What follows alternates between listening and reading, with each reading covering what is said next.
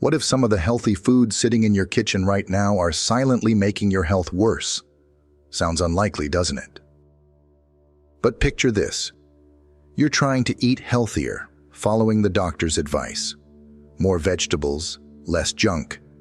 You boil broccoli, chop cabbage, maybe add eggplant to the mix. You think you're doing everything right. But then, you start feeling bloated, tired, your blood pressure creeps up, joints ache more than usual, and your stomach just isn't settling like it used to. What's the first explanation that comes to mind? Usually, we blame it on getting older. Oh, it's just age catching up with me, you might say. But what if it's not just age? What if it's something specific on your plate? As we get older, our bodies change significantly. Our digestive systems slow down. Foods we digested easily in our 30s and 40s might now feel like they're causing trouble. We produce less stomach acid, and the enzymes needed to break down complex sugars and fibers become less efficient. This leads to a crucial point. Not all vegetables are created equal, especially for the changing bodies of seniors. Some popular vegetables can spike your blood sugar unexpectedly. Others might overload your kidneys or quietly interfere with your thyroid or gut health. Often, you don't realize this is happening until months or even years later. And these aren't exotic, rare vegetables. They're common items in your fridge or grocery cart. They're the ones widely considered healthy, but they might not be healthy for everyone, especially seniors.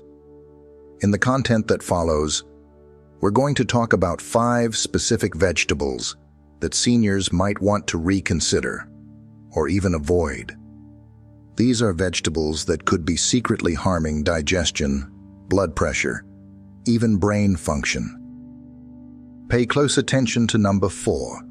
It's going to surprise many people because it's commonly eaten and thought to be completely harmless. But don't worry, we won't just highlight the problems. We'll also explore healthy and delicious alternatives so you can still enjoy nourishing, safe meals without sacrificing flavor or comfort. So, before you take another bite of that supposedly healthy veggie, stay with us. This information might just change the way you look at your dinner plate for good. Let's dive in and uncover the truth together. Before we get started, I'd love to know where you're joining me from today. Drop a comment below and feel free to ask any questions you have. And don't forget to hit that subscribe button and turn on notifications so you never miss a health-boosting tip from Elder's Guidance. Let's dive into our first category, and it might be one of the biggest shockers: cruciferous vegetables. We're talking about broccoli, cabbage, kale, Brussels sprouts, all those greens we've constantly been told are nutritional powerhouses. And don't get me wrong, they absolutely can be incredibly healthy for some people. But this is where things get tricky, especially for seniors. Think about this common scene. Maybe your dad finishes dinner, leans back, looking uncomfortable, perhaps rubbing his stomach. You ask if he's okay, and he shrugs it off as just a little gas. But then it happens again the next night, and the week after, often following a healthy meal featuring a generous helping of steamed broccoli or sautéed cabbage. Why? The main issue lies in a type of natural sugar called raffinose, found abundantly in these vegetables. Here's the catch. Humans lack the specific enzyme, alpha-galactosidase, needed to properly break down raffinose in the small intestine. So this sugar travels undigested to the large intestine. There, gut bacteria ferment it, producing gas. For many people, especially seniors whose digestive systems have naturally slowed down and produce fewer digestive enzymes, this fermentation process leads directly to that uncomfortable bloating, gas, and abdominal tightness that just won't quit. Your body simply struggles to process what it once handled more easily. But it's not just about digestion. Cruciferous vegetables also contain compounds called goitrogens. These substances can potentially interfere with thyroid function by hindering the body's ability to use iodine, which is essential for producing thyroid hormones. For older adults, particularly those already managing thyroid conditions or with marginal iodine intake, consuming large amounts of raw goitrogens might silently aggravate the issue. You might notice fatigue or mood shifts and just blame aging, but your food could be playing a role. So, what can you do? It's not about completely eliminating these nutrient-rich vegetables. It's about choosing preparation methods and alternatives that work with your body, not against it. Instead of eating them raw or in very large quantities, try lightly steaming them. Cooking helps break down some of the difficult-to-digest raffinose and can also reduce the goitrogen levels. Alternatively, swap in softer, easier-to-digest greens like spinach or zucchini.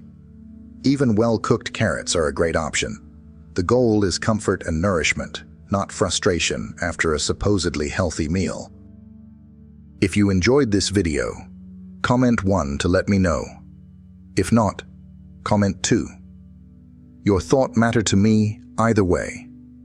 The next vegetable seems perfectly harmless, maybe even a staple in your weekly meals, particularly for making comforting sauces or stews. We're talking about canned tomatoes. Think about your favorite pasta sauce or chili recipe.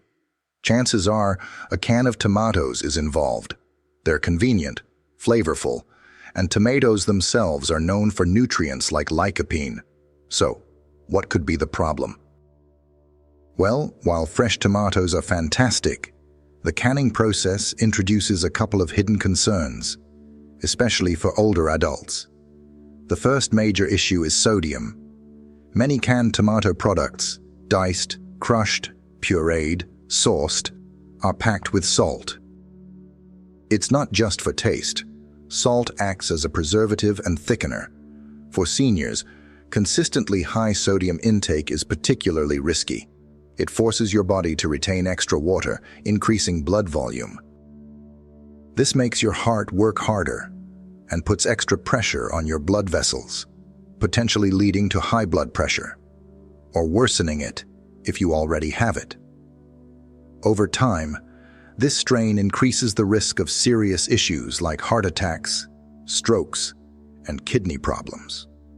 The second concern lies in the can lining itself. Most traditional cans are lined with a chemical called bisphenol A, or BPA. Research suggests BPA can leach from the lining into acidic foods like tomatoes. Why worry about BPA? Studies have linked it to potential health effects, including hormone disruption. It can mimic estrogen, inflammation, and possible connections to increased blood pressure, type 2 diabetes, and even certain cancers. While regulatory bodies state current exposure levels are generally low, for seniors whose bodies might process toxins less efficiently, minimizing exposure seems prudent. So, every spoonful of that convenient canned tomato sauce might be delivering a dose of excess sodium and potentially unwanted chemicals alongside the flavor. The key takeaway isn't that tomatoes are bad. Fresh tomatoes are wonderful. The issue arises from the processing and packaging. What's the safer approach?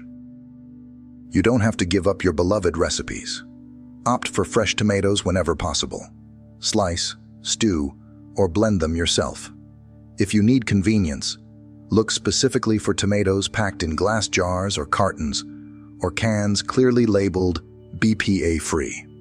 Also, check the nutrition label and choose varieties with no salt added or low sodium. These simple swaps let you enjoy the goodness of tomatoes without the hidden risks. Let's discuss pickled and certain store-bought fermented vegetables. Think about those crunchy pickles, jarred peppers, olives, or even some commercially available sauerkrauts and kimchi. Now, fermented foods have gained a great reputation for supporting gut health by providing beneficial bacteria. You might even know someone, like the character Mr. Jenkins mentioned in the original discussion, who swears by their daily pickle for that satisfying crunch and perceived health benefits. However, here's a critical distinction many people miss. Not all pickled or jarred vegetables are truly fermented in the way that provides significant probiotic benefits. Many commercially produced pickled items, cucumbers, peppers, onions, etc., are primarily preserved using a heavy brine, which means they are absolutely loaded with salt, sodium, and often vinegar. This extremely high sodium content is the main concern, especially for older adults. As we discussed with canned tomatoes, excess sodium is a major contributor to high blood pressure, fluid retention, and puts strain on the heart and kidneys. Seniors are often more vulnerable because kidney function tends to become less efficient with age, making it harder for the body to process and excrete large amounts of salt. That innocent-seeming daily pickle habit, like Mr. Jenkins experienced, could be subtly contributing to rising blood pressure, swollen ankles, or fatigue over time. The misconception here is thinking all fermented or pickled equals healthy gut food. There's a big difference between naturally fermented vegetables teeming with live cultures, often found in refrigerated sections or made at home, and shelf-stable products sitting in a high-salt, high-vinegar brine for preservation. The latter often offers minimal probiotic benefit and a major dose of sodium. So, what are the smarter choices? You don't have to give up tangy flavors entirely. Consider making your own low-sodium fermented vegetables at home, like sauerkraut or kimchi, where you control the salt. If buying store-bought, read labels meticulously. Look for terms like naturally fermented and check the sodium content per serving. Aim for lower numbers. Be wary of long ingredient lists. And even with healthier options, moderation is key, particularly if you're managing blood pressure. Making these swaps, like Mr. Jenkins did, can make a real difference in managing sodium intake and supporting cardiovascular health. Let's tackle vegetable number 4. The one I hinted might be a bit of a surprise for many. It's a food deeply ingrained in many cultures, a symbol of comfort, and a staple on dinner tables worldwide. We're talking about the common white potato. Whether mashed and creamy, baked until fluffy, roasted until crisp, or cut into fries, potatoes are undeniably satisfying and often perceived as a harmless, natural food source. Think about that classic, comforting meal. Perhaps roast chicken with a large helping of buttery mashed potatoes, a favorite since childhood for many.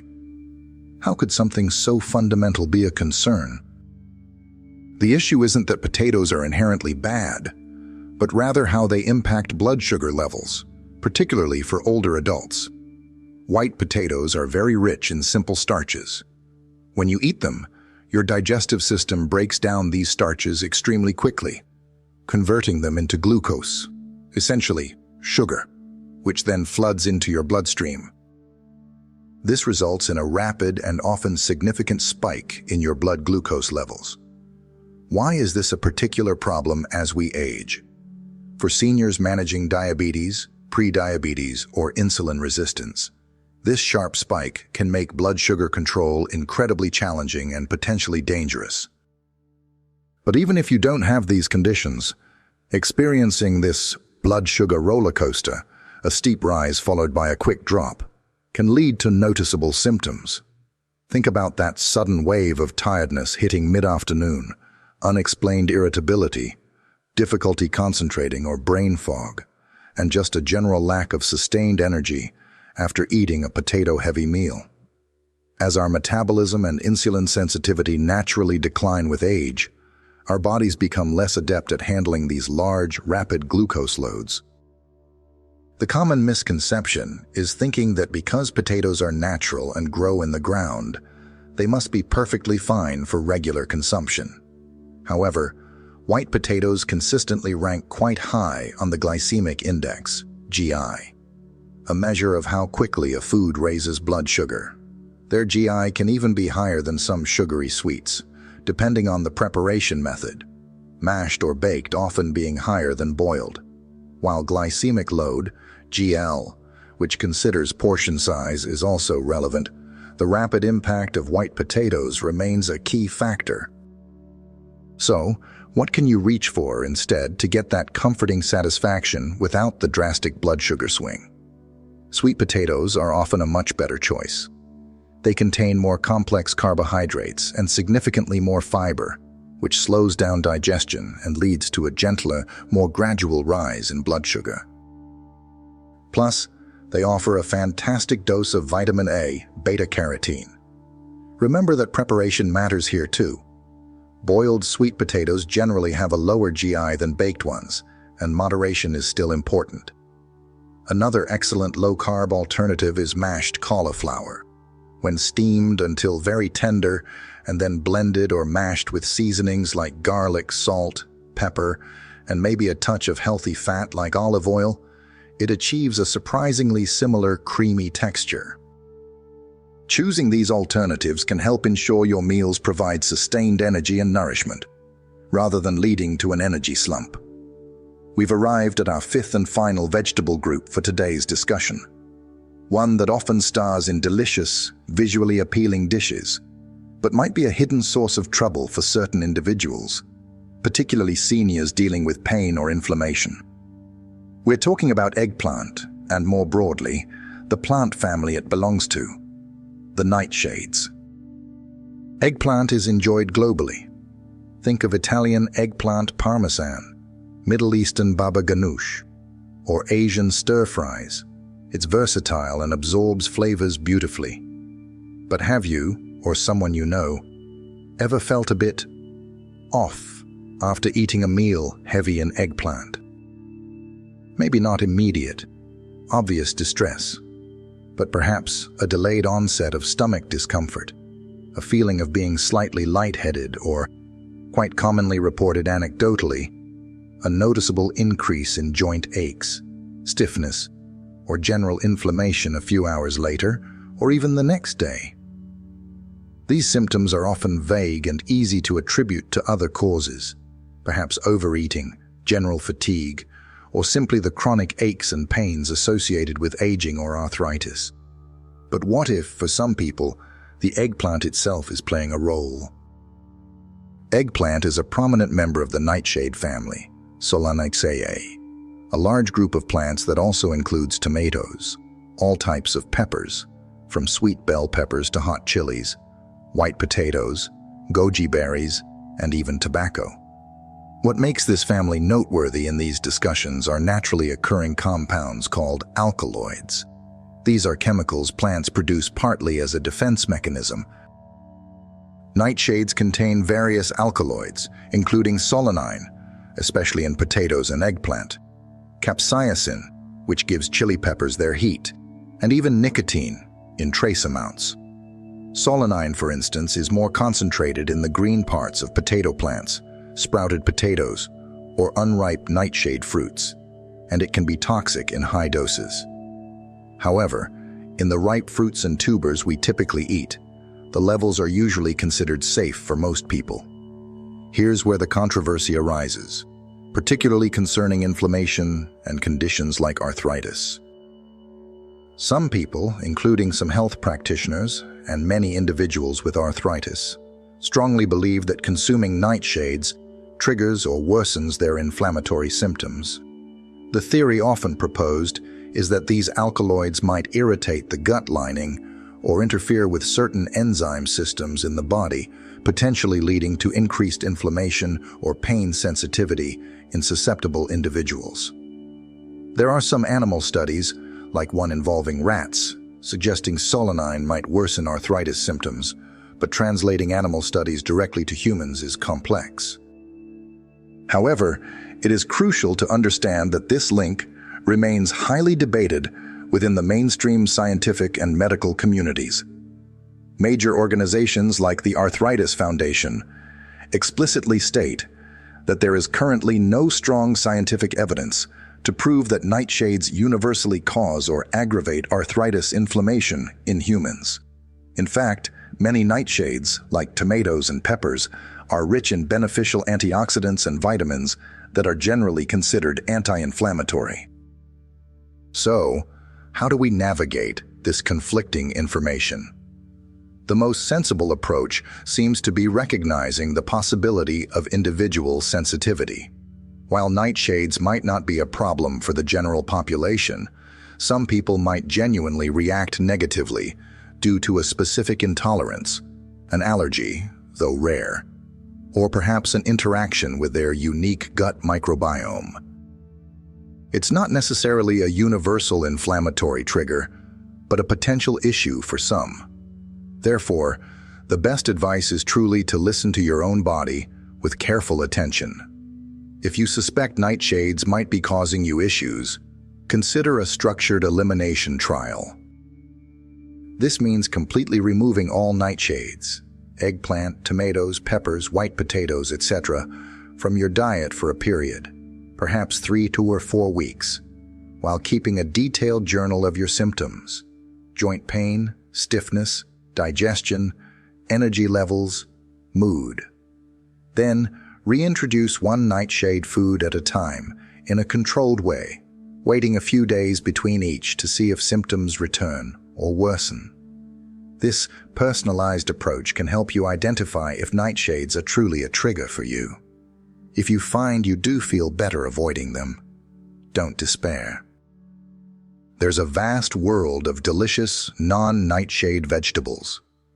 Mushrooms offer earthy depth. Zucchini and yellow squash are versatile for grilling or sautéing. Cauliflower makes great mashes or rice. Sweet potatoes offer comfort. And leafy greens, carrots, beets, celery, onions, and garlic provide endless flavor possibilities. Cooking nightshades does reduce alkaloid levels slightly, but it may not be sufficient if you are highly sensitive. Remember, the goal is to find the foods that nourish you and leave you feeling vibrant and comfortable, not worn down or in pain. Okay, so we've walked through those 5 specific vegetable groups: cruciferous greens like broccoli and cabbage, canned tomatoes, salty pickled snacks, the common white potato, and eggplant, along with other nightshades. They seem harmless, even healthy, right? But as we've discussed, for seniors, the story can be different because our bodies change as we age. What once helped might now cause discomfort or other issues. Now that you have this information, let's pause and go a little deeper. Because learning that foods you've trusted your whole life might need a second look can be, well, a bit strange, even unsettling. Food isn't just fuel, is it? It's so much more. It's woven into our memories, our traditions, our emotions. It's the comfort of a familiar Sunday dinner, the warmth of sharing a meal with loved ones, the simple pleasure of a favorite snack. We grow up learning that vegetables are always good, that a colorful plate is the key to health. So, when you start to realize that some of those very same trusted vegetables could be contributing to a loved one's pain, bloating, fatigue, or other sudden health decline, it can feel confusing. And if you're the one experiencing these effects, doing everything right, but still not feeling right, it's even more perplexing. It's a hard truth to sit with when something as innocent as broccoli or eggplant might be causing issues. But here's the empowering part. You're not powerless. In fact, understanding this gives you something incredibly valuable: awareness. You're no longer walking into your kitchen blind. You're walking in with open eyes, understanding that healthy can be personal and that what works changes over time. This isn't about fear or restriction. It's about being informed and intentional. It's about having the knowledge to make choices that truly support your well-being or the well-being of those you care for. So, here's a simple first step. Sometime today or tomorrow, just take a quiet moment. Go to your pantry, open your fridge, and just look. Notice if those 5 types of vegetables are there: the cruciferous greens, The canned tomatoes, the pickled jars, the bag of white potatoes, maybe that eggplant you planned for dinner. You don't need to throw everything out or panic. Just start by observing with this new awareness. Acknowledge their presence. That simple act of noticing is the beginning of taking informed control. Remember, this isn't about overhauling your entire diet overnight or feeling guilty about past choices. It's about making small, manageable adjustments and seeing how your body responds. You don't have to throw everything out or panic. Just start small. Think about those 5 vegetable groups we discussed. Maybe the next time you have broccoli, you try lightly steaming it instead of eating it raw in a salad. See if that feels any different digestively. Maybe for your next pasta sauce, you decide to use fresh tomatoes instead of canned, or actively look for a BPA-free, no salt-added canned option. Perhaps you swap that usual jar of pickles for a brand with significantly less sodium, or even skip it for a few days and see how you feel. Or just once, try that mashed cauliflower experiment instead of mashed white potatoes, and simply observe, how does your energy feel an hour or 2 later? If you suspect nightshades might be an issue, maybe try a meal without eggplant or peppers and see if you notice less joint stiffness the next day. Every small change like this is a significant step. It's an experiment you conduct with your own body, gathering information about what truly makes you feel good. Think of each meal not just as sustenance, but as a potential moment of healing, a quiet act of self-care. And when you start to notice the difference, maybe less bloating, more stable energy, fewer aches, you'll realize this journey wasn't just about avoiding certain vegetables. It was about reclaiming your health, your comfort, and your power to influence how you feel. You're not just getting older, you're evolving, learning to nourish your body with wisdom and care based on its current needs. That careful attention, that willingness to adapt, is something truly empowering. It's about choosing foods that work for you, right now. So today, we've taken a closer look at 5 common vegetable groups that, while often considered healthy, might require a bit more caution for seniors. We talked about 1. Cruciferous vegetables like broccoli and cabbage, which can cause digestive upset due to raffinose and potentially affect thyroid function due to goitrogens in some individuals. 2. 3. Canned tomatoes, often high in hidden sodium and potentially containing BPA from can linings, impacting blood pressure and overall health. 4. 5. Pickled and commercially fermented vegetables, typically loaded with salt, posing a risk for hypertension and fluid retention. 6. 7. White potatoes, high in simple starches that can cause rapid blood sugar spikes, affecting energy levels and posing risks for those managing diabetes. 8. 9. An eggplant, along with other nightshades, which contains solanine that may aggravate inflammation or joint pain in sensitive individuals. 10. These vegetables might look harmless, and they are nutritious in many ways. But for older adults, understanding how they might affect your specific body and choosing how much and how often to eat them can make a world of difference. It's about personalized nutrition, not hard and fast rules for everyone. Of course, a healthy diet is more than just avoiding certain foods. Adequate hydration, protein, and fiber from various sources are also crucial, but today we focused on these specific potential triggers. Now, I genuinely want to hear from you. Have you, or someone you care for, ever had a surprising reaction to one of these vegetables? Maybe you noticed feeling off after eating something supposedly healthy. Please share your story in the comments below. Your experience could be incredibly helpful. That gentle warning or piece of insight someone else needs to hear. And if this discussion made you think differently about food and health in later life, please consider tapping that subscribe button. Here, we aim to provide thoughtful, respectful, real-life support, tips, and guidance, because we believe aging should be met with strength, dignity, and peace of mind. Finally, before you go, thank you. Thank you for dedicating your time to listen and learn. Thank you for caring enough about your health or the health of those around you to seek out this information and show up today.